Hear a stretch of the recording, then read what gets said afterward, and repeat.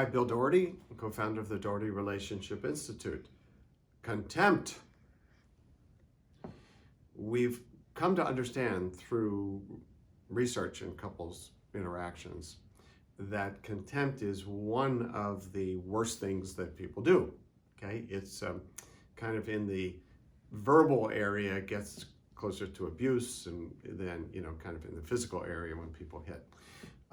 And so what a lot of therapists do is when they hear somebody be contemptuous, or there's a report of somebody saying something contemptuous, which is demeaning, put down, right? You as a person, we jump on that, as we should pay attention, as bad behavior from somebody in the couple. And like, well, ding, ding, ding, ding, that was contemptuous. And then we're apt to, point that out, feel bad for the person who was contempted upon, and then focus on it as an individual behavior, maybe coming from an individual flaw. And if we're not careful, then just ganging up on that person with the one who was contempted upon, feeling bad for that person, I say, and really getting into a kind of coalition. And the way that sometimes that can be okay, it can work out, the other person feels bad about it and so on. But even if they feel bad about it, we still may be missing a systemic piece in this. So the problem with just labeling a behavior, words as contempt is, alone, it doesn't give us the context, the situational, the interactional flow. It emerged from somewhere. And the somewhere is likely to involve meaningful contributions by both people, including the one who is contempted upon. So I'll give you an example.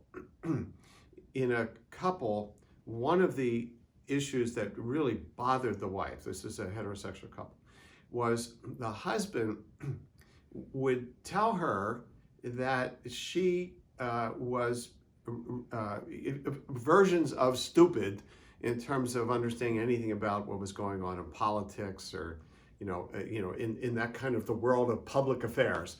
And he kept up on it, she didn't. And then he sometimes did that to her in those kind of nasty, cheesy ways in settings with other people. And she would feel humiliated. And so, and he even said in the session, she doesn't, she's clueless. That's contemptuous. Okay, that's not good. And that's clearly is part of a problem in the relationship. But there's something else about this. She was the overfunctioner in the relationship, him the underfunctioner, and she let him know in many ways that he was not doing his part in the relationship. Now, she didn't do it in the same sort of flagrant, contemptuous way, but it was clear she saw him as way below her in terms of being a responsible human being, and let him know that in different ways. And his way of getting back at her was to take an area where he was, if you will, the overfunction. I mean, this guy, he stayed up. This was an area of expertise that he could lord over her as he felt she was lording over him. Now, he had to stop doing that stuff, okay? He had to stop putting her down overtly. I'm not negating that at all. But there was a systemic context out of which this came, which if I wasn't alert for it and looking for it and seeing how it came out of that, I would have just done another version of bad guy who has to apologize to her and stop doing it.